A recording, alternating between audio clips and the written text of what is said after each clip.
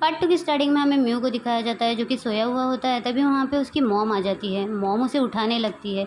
Mu उन्हें देख के सरप्राइज़ हो जाता है और कहता है कि मॉम आप यहाँ पे कब आई और आपने मुझे कॉल क्यों नहीं किया? उसकी मॉम कहती है हम कब से तुम्हारा डोर नॉक कर रहे थे। हमने तुम्हें काफ़ी सारे कॉल भी किए लेकिन तुमने हमारे कॉल का भी जवाब नहीं दिया। म्यू कहता है कुछ नहीं, मैं बस रात को थोड़ा-सा थक गया था इसलिए मैं सो गया हूँ। तभी वहाँ पे सिगरेट का बॉक्स दिखते हुए उसकी मॉम कहती है क्या ये तुम्हारा है? तुम कब से स्मोक करने लगे? म्यू कहता है कि बस अभी रिसेंटली, लेकिन आप टेंशन मत लो, मैं इसका एडिक्टेड नहीं हूँ। उसकी मॉम कहती है क्या तुम इसे मेरे लिए छोड़ सकते हो? तो म्यू हाँ में जवाब देता है। उसकी दूसरी मॉम उससे पूछती है म्यू क्या तुम किसी बात को लेकर परेशान हो? अगर ऐसा कुछ है तो तुम हमसे शेयर कर सकते हो। म्यू कहता है कि ऐसी कोई बात नहीं है। उसकी मॉम उसके पास आके बैठ जाती है और कहती है तुम बहुत ज़्यादा चेंज हो चुके हो। मुझे तुम्हें देख के लग रहा है तुम थके हुए हो और तुम बहुत ज़्यादा पतले भी हो चुके हो। म्यू कहता है कि आप लोग बहुत ज़्यादा सोच रहे हो, ऐसी कोई बात नहीं है, मैं बस अपनी ग्रेजुएशन को लेके थोड़ा-सा परेशान हूँ। उसकी मॉम कहती है लेकिन तुम हमें बता सकते हो। लेकिन म्यू जो है उनकी बात बदलते हुए कहता है कि मैं फ्रेश होके आता हूँ, उसके बाद हम बाहर जाएँगे। ऐसा बोल के वो वहाँ से उठ जाता है। उसकी दोनों मॉम जो है ना वो म्यू को लेके बहुत ज़्यादा परेशान होती है। सीन शिफ्ट होता है, हमें उनको बाहर दिखाया जाता है। म्यू टैक्सी बुक करने की कोशिश करता है लेकिन कोई जो है उनकी बुकिंग एक्सेप्ट नहीं करता। तो उसकी मॉम उस पे कहती है कि मैंने तुमसे कहा था कि ड्राइविंग सीख लो लेकिन तुम मेरी बात ही नहीं मानते। म्यू उनसे कहता है कि आपको तो पता है ना कि मुझे ट्रक से बहुत ज़्यादा डर लगता है। उसकी मॉम कहती है तुम भी क्या मजाक कर रहे हो? म्यू कहता है कि चलो हम बाहर जाकर देखते हैं। तभी वहाँ पे टॉप आ जाता है। टॉप उन्हें ग्रीट कहते हुए कहता है कि मैं म्यू का फ्रेंड हूँ। उसकी मॉम कहती है कि हाँ मैंने म्यू के इंस्टाग्राम पे तुम्हारी फ़ोटो दिखी, तुम बहुत अच्छे इंसान लग रहे हो। म्यू उसे कहता है कि तुम यहाँ पे क्या कर रहे हो? तो टॉप उससे कहता है कि मुझे तुमसे बहुत ज़रूरी बात करनी है। म्यू कहता है कि तुम्हें यहाँ आने से पहले मुझे कॉल करना चाहिए था, मैं अवेलेबल नहीं हूँ, हम लोग शॉपिंग के लिए जा रहे हैं। टॉप उससे कहता है कि मैंने तुम्हें कॉल किया था लेकिन तुमने मुझे आंसर नहीं किया। अगर तुम लोग शॉपिंग के लिए जा रहे हो तो क्या मैं तुम्हें वहाँ पर लेकर चलूँ? तो म्यू कहता है कि कोई ज़रूरत नहीं है, हम लोग मैनेज कर लेंगे, वैसे भी यहाँ पे बहुत सारी टैक्सीज़ है। तो उसकी मॉम कहती है कि अभी तो तुमने कहा था कि यहाँ पे एक भी टैक्सी अवेलेबल नहीं होगी और वैसे भी देखो हवा कितनी ज़्यादा चल रही है। अगर तुम्हारा दोस्त हमें राइड ऑफ़र कर रहा है तो हमें उसे एक्सेप्ट कर लेना चाहिए। मुझे लगता है कि बारिश होगी। म्यू इस पे कुछ बोल नहीं पाता। तो म्यू की मॉम जो है वो टॉप से कहती है कि हमें छोड़ने में तुम्हें कोई तकलीफ़ तो नहीं होगी ना? तो टॉप कहता है कि नहीं मैम, आज का पूरा दिन मैं फ्री हूँ। वैसे भी म्यू की मॉम मेरी भी मॉम हुई। ऐसा बोल के उन्हें मस्का मारने लगता है। तो म्यू की जो मॉम्स है वो बहुत ज़्यादा खुश हो जाती है। फिर सीन शिफ्ट होता है। हमें सैंड और रे को सोए हुए दिखाया जाता है। सैंड की नींद जैसे ही खुलती है वो आजू-बाजू देखता है तो वहाँ पे निक नहीं होता। तभी उसे एक नोट मिलता है। निक ने लिखा होता है कि मैं यहाँ से जा रहा हूँ। मैं तुम लोगों का रोमांटिक टाइम डिस्टर्ब नहीं करना चाहता और अपना टाइम जो है वो अच्छे से एन्जॉय करो। सैंड जो है वो रे की तरफ देखने लगता है जो कि प्यार से सोया हुआ होता है। कुछ देर बाद का सीन दिखाया जाता है जहाँ पे वो दोनों जो है एक नदी में बैठे हुए होते हैं। रे कहता है तो निक मेरी वजह से चला गया। सैंड कहता है कि अच्छा है, तुम्हें ये बात समझ में आ गई। रे कहता है कि वैसे भी मैं बहुत मोटी चमड़ी हूँ, मुझे कोई फ़र्क नहीं पड़ता। सैंड उससे पूछता है रे मुझे एक बात बताओ, क्या म्यू को हमारे बारे में पता है? रे कहता है कि हाँ उसे पता है, लेकिन उसे आधी स्टोरी पता है, पूरी तरह से नहीं। तो सैंड उससे कहता है कि उसने तुमसे क्या कहा? तो रे उससे कहता है कि कुछ नहीं, उसे ये नहीं पता कि हम अब भी साथ में सोते हैं। तो सैंड कहता है इसका मतलब मैं तुम्हारा सीक्रेट लवर हूँ। मुझे म्यू के लिए बुरा लग रहा है। पहले टॉप ने उसे धोखा दिया और अब तुम उसे धोखा दे रहे हो। तुम ये सब कुछ कब बंद करोगे रे? तो रे उससे कहता है सैंड तुम बहुत ज़्यादा सोच रहे हो। ऐसी कोई बात नहीं है। देखो तुम मेरे लिए बहुत ज़्यादा इम्पोर्टेंट हो और तुम मेरे कोई सीक्रेट लवर नहीं हो।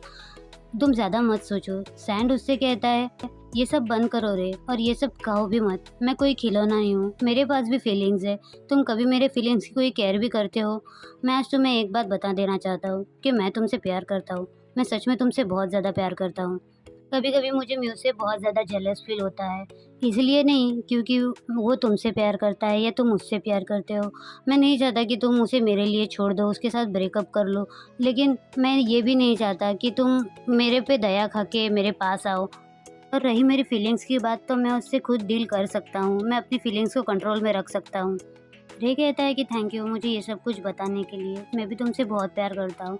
लेकिन मैं म्यू मेरे लिए बहुत ज़्यादा इम्पोर्टेंट है और मेरे लिए मूव ऑन करना इतना भी ज़्यादा आसान नहीं है। सैन कहता है कि मैं तुम पे कोई प्रेशर नहीं डालूँगा, ये तुम्हारे ऊपर है। लेकिन मैं एक बात तुम्हें बता दूँ, अगर मुझे मेरे लायक कोई अच्छा पर्सन मिला तो मैं तुम्हारे लिए वेट नहीं करूँगा, ये बात तुम याद रखना। ऐसा बोल के सैंड वहाँ से जाने लगता है। रे उसे कुछ नहीं कह पाता और रे भी फिर उसके पीछे चला जाता है, तो सैंड उसका हाथ थाम लेता है। सीन शिफ्ट होता है।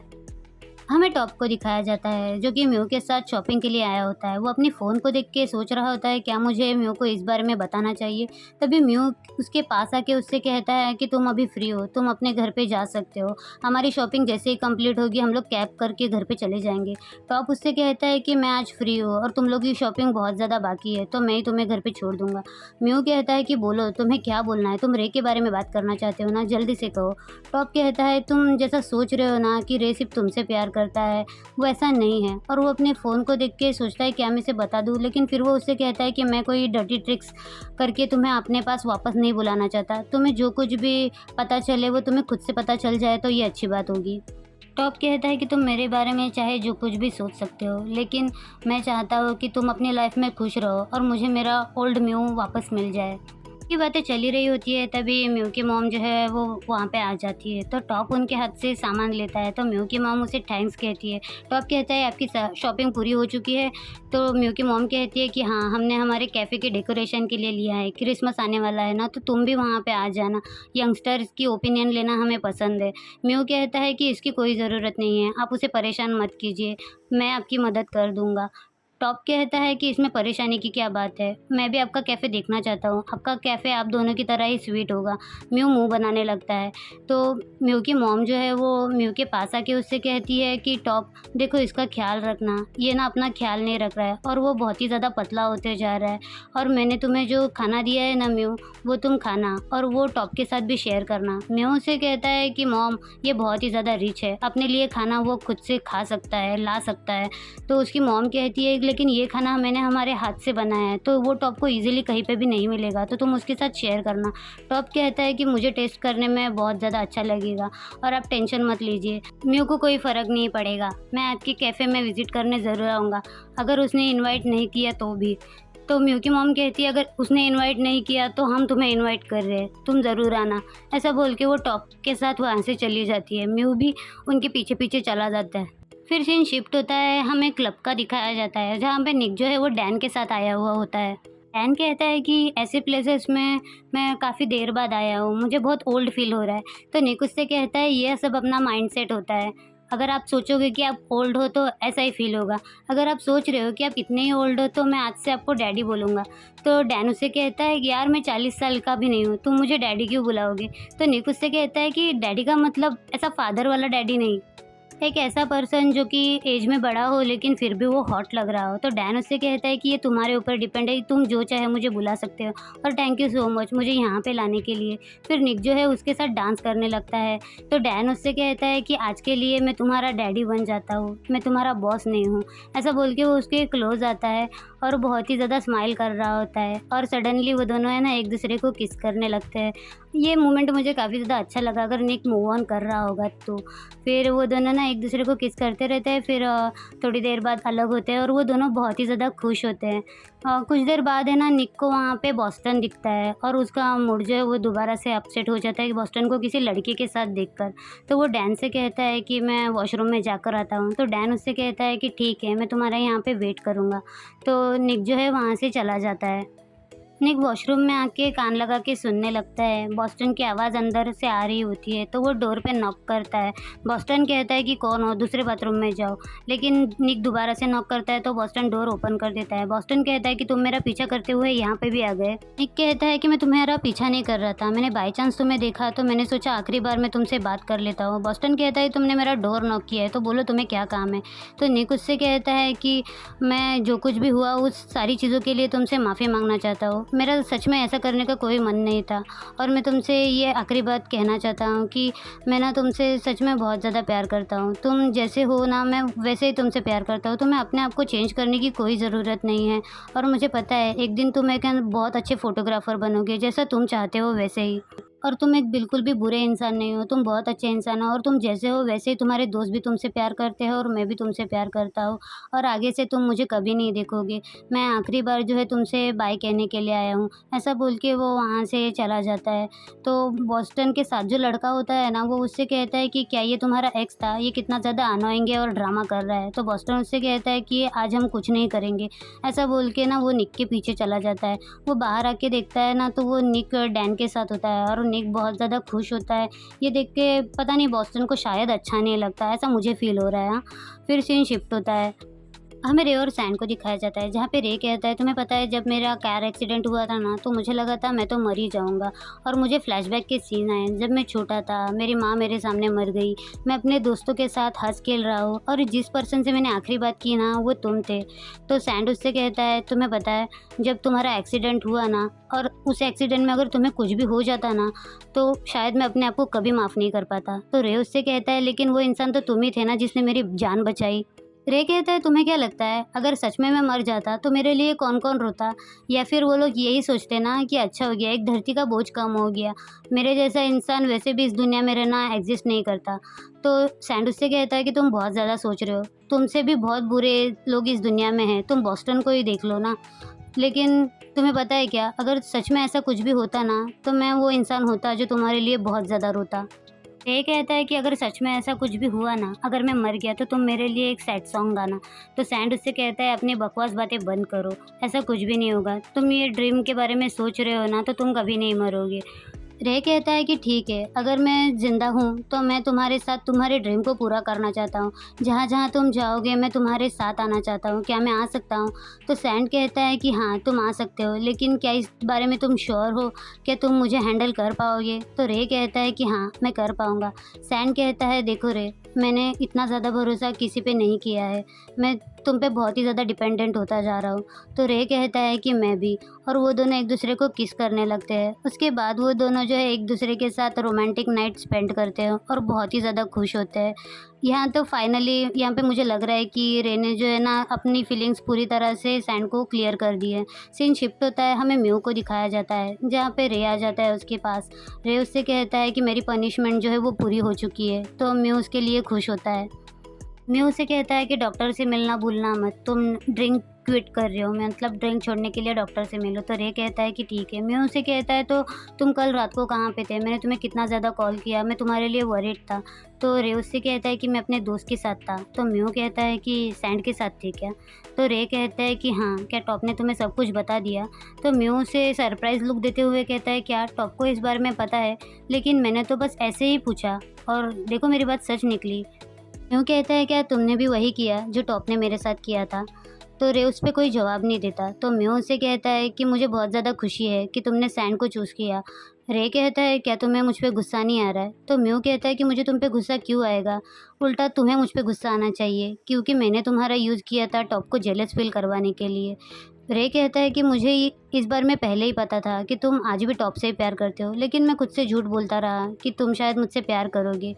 म्यू कहता है कि तुमने मुझे सही कहा था कि मैं बेवकूफ़ हूँ। तो रे उससे कहता है कि सॉरी, मुझे ये कहने का मतलब नहीं था। लेकिन म्यू कहता है कि मुझे पता है कि मैं टॉप से ही प्यार करता हूँ। रे कहता है क्या तुम उसे एक चांस देना चाहते हो? तो म्यू कहता है कि हाँ, मैं इस बारे में सोच रहा हूँ। तो रे कहता है कि अगर दोबारा उसने तुम्हें हर्ट किया ना, तो मैं उसे मार मार के हॉस्पिटल में पहुंचा दूंगा। तो म्यू उस पे हंसने लगता है। रे कहता है आई एम सॉरी म्यू, मैं बस तुम्हें खोना नहीं चाहता था, मैं तुमसे बहुत ज़्यादा प्यार करता हूँ, आई लव यू। म्यू कहता है कि आई लव यू टू। और वो दोनों ना अब एज अ फ्रेंड हग करते हैं एक दूसरे को, क्योंकि अब उन दोनों की फीलिंग जो एक दूसरे के लिए क्लियर हो चुकी है कि वो लोग दोस्त से ज़्यादा कुछ नहीं बन सकते। तो म्यू उससे कहता है कि अच्छा हुआ ना कि हम लोगों ने हुकअप नहीं किया। तो रे उससे कहता है लेकिन तुमने एक चांस मिस कर दिया मेरे साथ हुकअप करने का, पता है वो कितनी अच्छी अपॉर्चुनिटी थी। तो म्यू कहता है तुम पागल हो चुके हो। ऐसा बोल के वो लोग हंसी मजाक करने लगते हैं। फिर सीन शिफ्ट होता है। म्यू को चूहान के साथ दिखाया जाता है। म्यू चूहान से माफ़ी माँगते हुए कहता है कि कल जो कुछ भी तमाशा हुआ मैं उसके लिए तुमसे माफ़ी माँगना चाहता हूँ।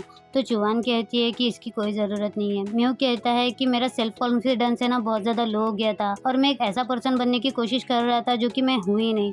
तो चूहान उससे कहती है कि मुझे पता है जो कुछ भी तुम्हारे साथ हुआ उसके बाद ऑब्वियस है कि कोई भी इंसान इसी तरह से बिहेव करेगा, लेकिन आई एम ग्लैड कि तुम जो है वो बदलने की कोशिश कर रहे हो। म्यू उसे कहता है चूहान मैं तुमसे और एक बात कहना चाहता हूँ, मैं ना टॉप से ही प्यार करता हूँ। तो चूहान कहती है अरे ये दुनिया में सबको पता चल जाएगा, वैसे भी टॉप भी तुमसे ही प्यार करता है और वो तुम्हारी कितनी ज़्यादा केयर कर रहा था पता है तुम्हें? पूरे हेलोवीन पार्टी में उसने ज़रा सा भी तुम्हारा साथ नहीं छोड़ा, वो पूरा टाइम तुम्हारी केयर कर रहा था। तो म्यू उससे पूछता है क्या तुम हमारे साथ दोबारा से प्रोजेक्ट करने के लिए तैयार हो? तो चूहान कहती है अगर तुम लोग ये सारा तमाशा बंद करोगे तो ज़रूर। तभी वहाँ पे ना अटॉम आ जाता है। अटॉम उनको हाय बोल के वहाँ से जाने लगता है। तो चूहान उससे पूछते हैं कि क्या बात है? अटॉम कहता है कि कुछ नहीं, मैं बहुत ज़्यादा थक गया हूँ और मैं अपने कमरे में जा रहा हूँ। ऐसा बोल के वहाँ से चला जाता है। म्यू अटॉम को देखते हुए कहता है कि इसे क्या हो गया? तो चूहान उसे बताती है कुछ नहीं, उसका ब्रेकअप हो गया है और वो कुछ देर में ठीक हो जाएगा, उसे कोई नई मिल जाएगी। सीन शिफ्ट होता है, हमें म्यू को दिखाया जाता है जो कि टॉप के घर पे जा रहा होता है। वो लिफ्ट के अंदर जाता है तभी वहाँ पे एक पर्सन होता है। वो पर्सन को फ्लोर बता देता है तो वो पर्सन कहता है कि हम दोनों को सेम फ्लोर पे जाना है और वो ऐसा बोल के वो दोनों एक दूसरे को स्माइल पास करने लगते हैं। फिर फ्लोर आने के बाद वो दोनों जो है वो बाहर आते हैं। म्यू के हाथ से जो है पैकेट नीचे गिर जाते हैं तो वो पर्सन उसकी हेल्प करते हुए कहता है क्या मैं तुम्हारी मदद करूँ पैकेट घर ले जाने के लिए? तो म्यू कहता है नहीं, मेरा रूम बस आ ही गया। तो वो पर्सन कहता है कि मेरा रूम भी यहीं पे है। तो म्यू से बाय बोल के वहाँ से आगे चला जाता है और डोरबेल बजाता है। तो टॉप अंदर से कहता है तुम्हारे पास की तो है ना, तो तुम डोरबेल क्यों बजा रहे हो? ऐसा बोल के वो डोर ओपन कर देता है और म्यू को देख के सरप्राइज़ हो जाता है। तो वो पर्सन भी वहाँ पे आ जाता है और ये दोनों जो है वो टॉप से मिलने के लिए आए हैं। इसी के साथ एपिसोड 9 यहाँ पे ख़त्म हो जाता है। वीडियो पसंद आए तो वीडियो को लाइक, शेयर, कमेंट और मेरे चैनल को सब्सक्राइब कर दीजिएगा। आगे वाला एपिसोड बहुत ही ज़्यादा इंटरेस्टिंग है। Thank you so much for watching. Love you all. Bye bye.